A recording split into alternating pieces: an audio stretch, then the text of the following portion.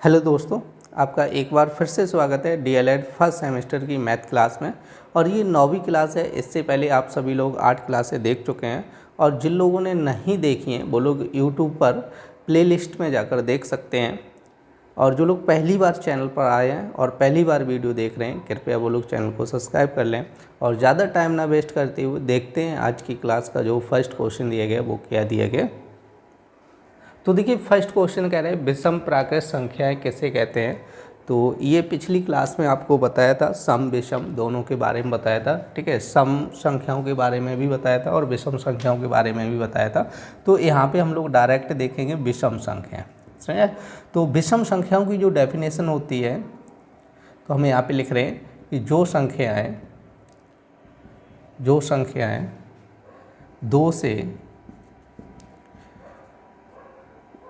दो से विभाज्य न हो उन्हें विषम संख्याएं कहते हैं।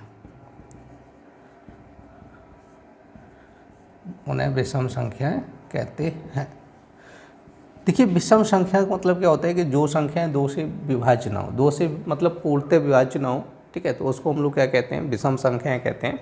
जैसे कि आपका 2 का भाग करेंगे 3 में नहीं जाएगा, 5 में, 7 में, 9 में, 11, 13, 15। तो देखिए, इन सभी में क्या होगा कि 2 का भाग पूर्णतः नहीं जाएगा। सही। तो जिन संख्याओं में 2 का भाग पूर्णतः नहीं जाता है तो उसको हम लोग क्या बोलते हैं, विषम संख्याएं बोलते हैं। और जिन संख्याओं में 2 का भाग चला जाता है उसको हम लोग क्या बोलते हैं, सम संख्याएं बोलते हैं।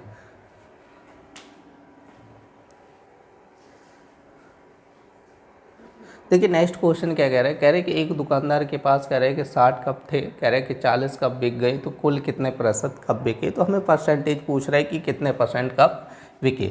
तो ध्यान रखना है, देखिए जब प्रतिशत पूछा जाए किसी भी वस्तु का, ठीक है, तो इसके लिए हम लोग फॉर्मूला क्या करेंगे, जैसे यहाँ पे लिखेंगे क्रय या विक्रय बटे कुल वस्तुएं, ठीक है, इंटू 100 कर लो। ठीक है, क्लियर नहीं। क्रय विक्रय मतलब कितनी खरीद के लाए या बेची। तो यहाँ पे आपका दिया गया 40 बिक गए, तो उसके बाद कुल वस्तुएं कितनी थी, 60। तो यहाँ पे लिखना है कुल वस्तुएं कितनी थी, या तो कुल कप लिख लो। कुल कप उसके पास कितने थे, 60 थे। और देखो विक गए का मतलब क्या होता है, विक्रय। ठीक है, विक्रय कितने हो गए, 40। सही। कुल कितने विक्रय हो गए, 40। तो हमसे क्या पूछा गया, प्रतिशत पूछा गया, तो हमें प्रतिशत निकालना है। तो प्रतिशत निकालने के लिए हम लोग फॉर्मूला क्या लगाते हैं, क्रय या विक्रय। तो क्रय विक्रय क्या हुआ है, 40 हुआ है। और टोटल कितने हैं, कुल कप कितने हैं, 60। और गुणे क्या करना है, आपको 100 करना है। समझा? अब इस चीज़ को आप लोग हल कर लीजिएगा। देखिए, 0 से 0 काटे, 2 से काटिए, 2 दूनी 4 और 2 तीन 6। तो ये बन जाएगा आपका 200 बट्टे कितना हो जाएगा, 3। सही। तो या तो यहीं पे परसेंटेज आप लोग लगा दो, 200 बटे 3%। तो देखिए, यहाँ पे 3 से भाग कीजिएगा। 3 से भाग करेंगे तो यहाँ पे 20 में कितनी बार जाएगा, 6 बार जाएगा। तो 6 18 हो जाएगा, फिर 2 बचेगा, 20 हो जाएगा, फिर 6 बार जाएगा। और यहाँ पे कितना बचेगा, 2 बटे 3। तो इसका आंसर ऐसे भी लिख के दे सकते हैं, 66 सही 2 बटे 3%। या तो ऐसे लिख के देंगे 200 बटे 3%।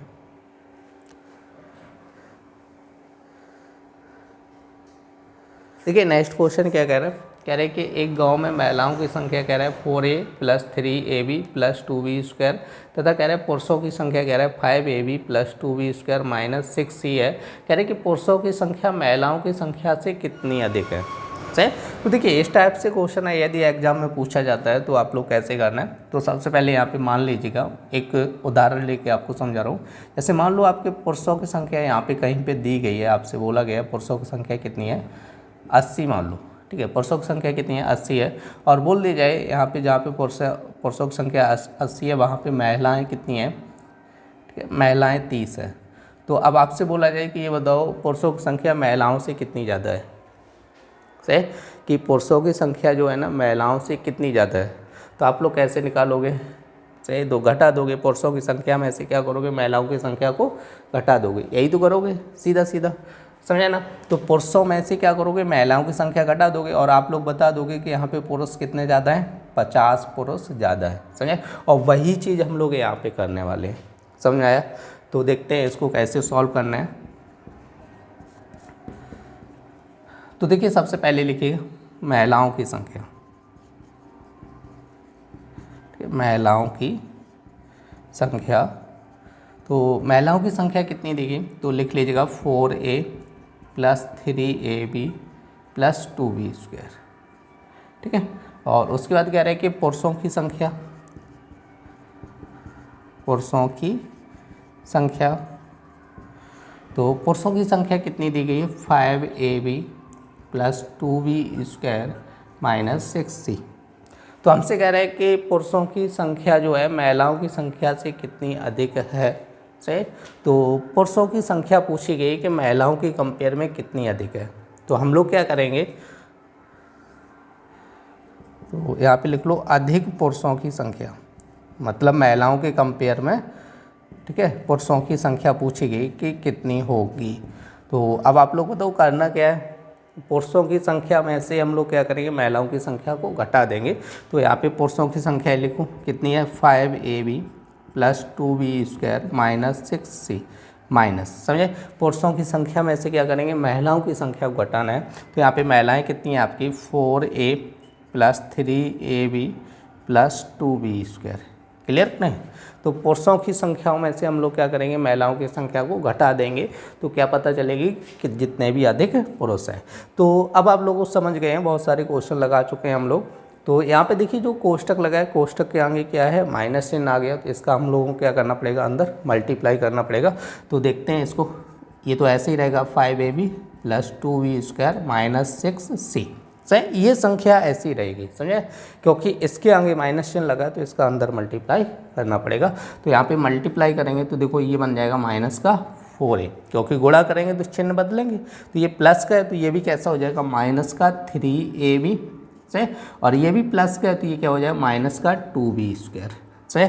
अब आप लोग यहाँ पे घटा के लिख लीजिएगा। देखिए 5ab में से 3ab जाएगा तो क्या बचेगा 2ab बचेगा, सही। ये तो हल हो गया। अब देखो 2b² आपका कैसा है प्लस का है और 2b² कैसा है माइनस का है, तो ये कैंसिल हो जाएगा, क्लियर नहीं। ये दोनों प्लस माइनस के हैं तो ये कैंसिल हो जाएंगे।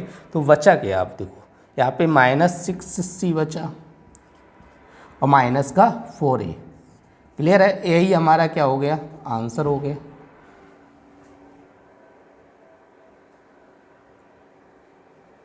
देखिए नेक्स्ट क्वेश्चन क्या कह रहे हैं, कह रहे हैं कि 3 अंकों की सबसे बड़ी संख्या की उत्तरवर्ती संख्या लिखेगा। तो सबसे पहले लिखेंगे 3 अंकों की सबसे बड़ी संख्या।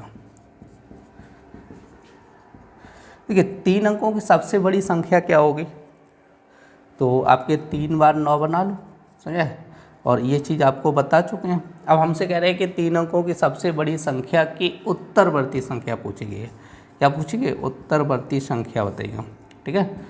तो हम लोग क्या करेंगे, देखिए उत्तरवर्ती जब भी संख्या आपसे पूछी जाती है तो +1 कर लेंगे, सही। उत्तरवर्ती संख्या का मतलब समझ लीजिएगा बाद की संख्या पूछी जाएगी। जो भी संख्या दी गई है उसके जस्ट बाद की संख्या। पूर्ववर्ती मतलब होता है पहले, सही। यदि आपसे पूर्ववर्ती पूछे तो क्या पूछेगा इससे पहले, जैसे इससे पहले क्या आएगा 998 आएगा, समझे, तो वही आंसर होता है। अब हमसे कह रहे हैं उत्तरवर्ती कह रहे हो तो इसके बाद की संख्या, समझे। तो इसमें इसके बाद एक प्लस कर लो, 999 एक प्लस करेंगे कितना हो जाएगा आपका, तो भाई क्लियर 1000 आंसर हो जाएगा इसका। देखिए नेक्स्ट क्वेश्चन क्या कह रहे हैं, कह रहे हैं कि 0.085 को प्रतिशत में बदलिए। देखिए पिछली क्लास में हम लोग प्रतिशत की डेफिनेशन पढ़ चुके हैं, सही, कि परसेंटेज कैसे लगाया जाता है। तो उसमें बताया था कि आप लोगों को कि हम लोग क्या करते हैं परसेंटेज लगाने के लिए 100 का मल्टीप्लाई कर लेते हैं, और वही चीज़ यहाँ पे करना है हमें। इसको किस में बदलना है, प्रतिशत में बदलना है। तो हम लोग क्या करेंगे 100 का मल्टीप्लाई कर देंगे, समझा। तो यहाँ पर आप लोग जैसे ये संख्या लिखी है 0.085 लिखा है इंटू 100 कर दो, सही है। परसेंटेज बदलने के लिए हम लोग क्या करते हैं 100 का गुणा करते हैं। अब आप लोग समझिएगा कितने जीरो हैं, 2 जीरो है, तो यहाँ पे पॉइंट क्या होगा 2 अंक इधर खिसकेगा, समझे ना। 2 अंक इधर खिसकेगा, जब 2 अंक इधर खिसकेगा तो कहाँ पे आ जाएगा 8.5 और इसमें हम लोग लगा देते हैं परसेंटेज, तो हमारा आंसर हो जाएगा।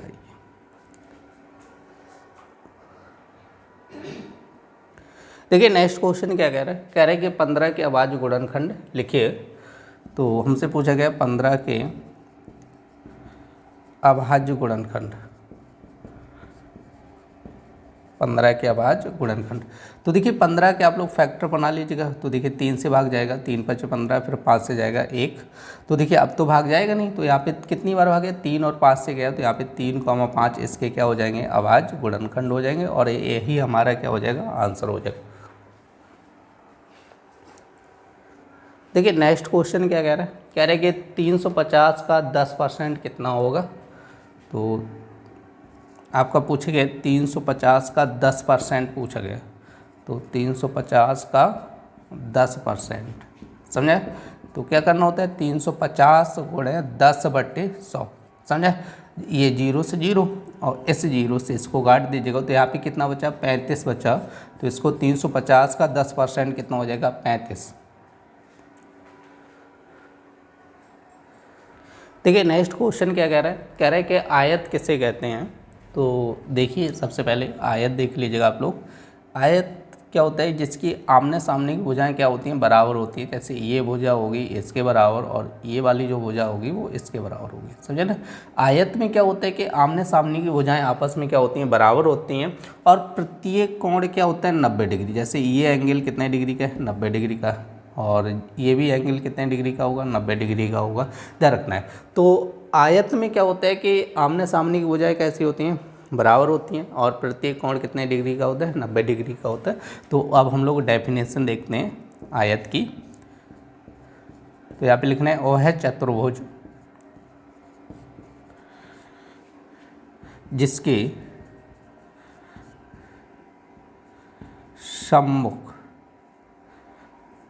जिसके सम्मुख भुजाएं बराबर तथा प्रत्येक कोण 90 डिग्री हो तो उसे आयत कहते हैं।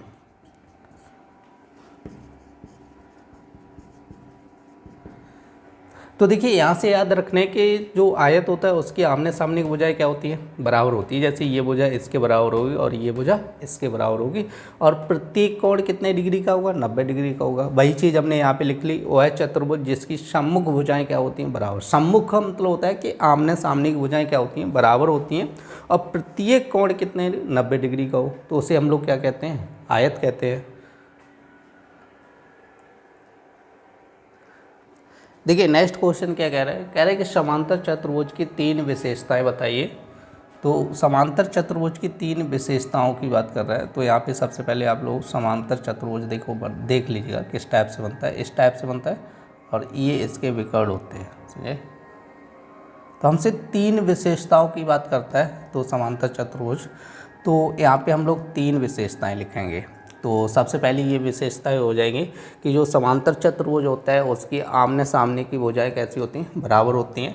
तो यहाँ पे लिखना है, समांतर चतुर्भुज के सम्मुख भुजाएं बराबर होती हैं।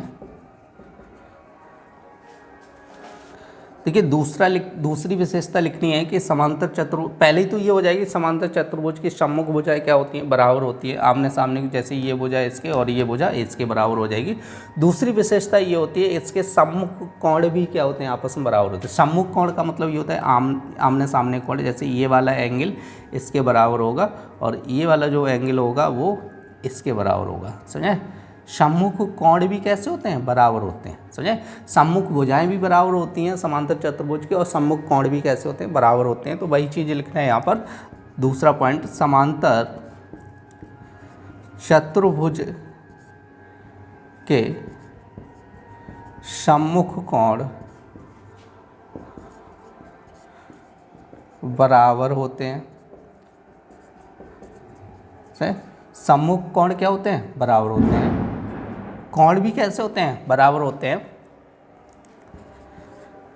अब उसके बाद हम लोग देखेंगे तीसरा पॉइंट कि ये जो विकर्ण है ना, विकर्ण, क्योंकि दो विकर्ण होते हैं तो ये विकर्ण एक दूसरे को क्या करते हैं, समद्विभाजित करते हैं। तो यहाँ पे तीसरा पॉइंट लिखना है,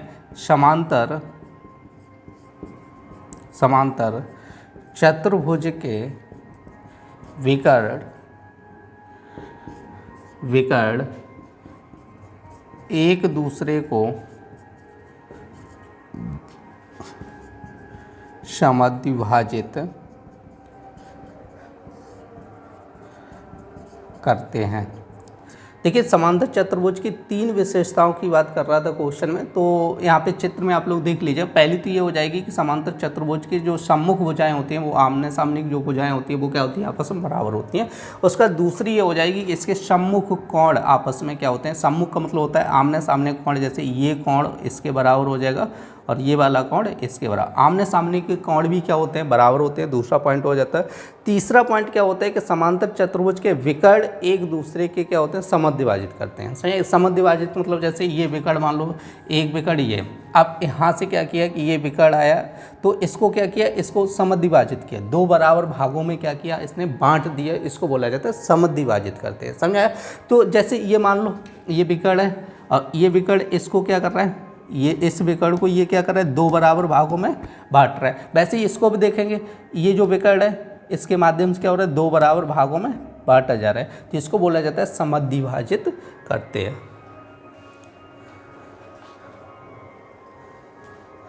देखिए नेक्स्ट क्वेश्चन क्या कह रहा है, कह रहे हैं कि विषमबाहु त्रिभुज क्या है। और देखिए विषमबाहु त्रिभुज की जो डेफिनेशन है पिछली क्लास में बता चुका हूँ आप लोगों को, ठीक है। वहाँ पे सभी त्रिभुजों के बारे में आपको समझाया था। तो देखिए फिर से देखते हैं विषमबाहु त्रिभुज की डेफिनेशन को। विषमबाहु त्रिभुज,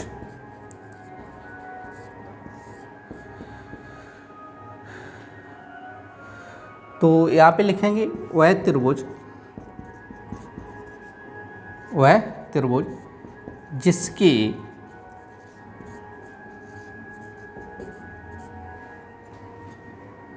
तीनों भुजाओं की लंबाई भिन्न भिन्न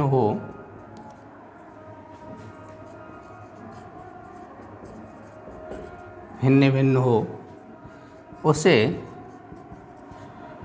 विषमबाहु त्रिभुज कहते हैं।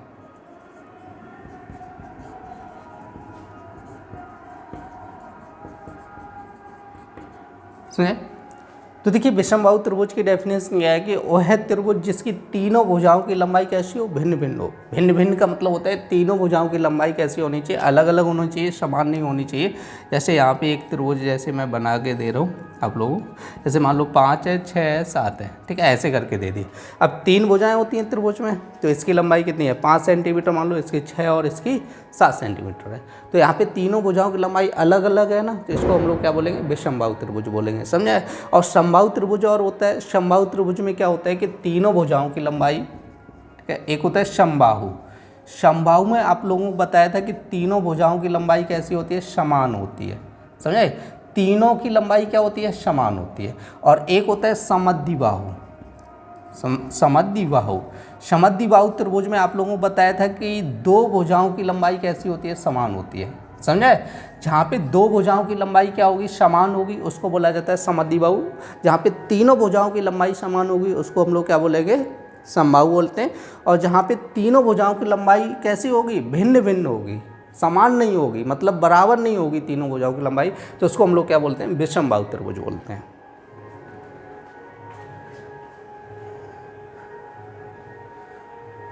ये थी डीएलएड फर्स्ट सेमेस्टर की 9वीं क्लास। उम्मीद करते हैं आप लोगों को पसंद आई होगी। यदि पसंद आई हो तो कृपया लाइक करें और ज़्यादा से ज़्यादा शेयर करें, जिससे कि ज़्यादा से ज़्यादा लोग जुड़ सकें।